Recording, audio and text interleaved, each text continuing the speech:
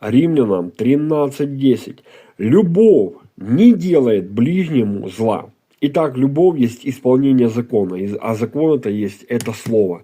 Поэтому любовь не делает ближнему своему зла. Так этот брат такой, он ведет себя там не по-христиански. Так ты покажи ему христианство, ты покажи ему, что есть другая медаль, другая сторона медали. Покажи ему, как надо, может он не знает, может он недавно только пришел к Богу. Покажи, как надо жить, и ты увидишь, он будет видеть тебя и будет видеть меня, и будет меняться в лучшую сторону. Когда ему показывают плохо, особенно христиане тоже начинают мстить, начинают делать все, чтобы он ушел с домашки, с церкви и так далее. Это ж не любовь. Любовь не делает ближнему своему зла.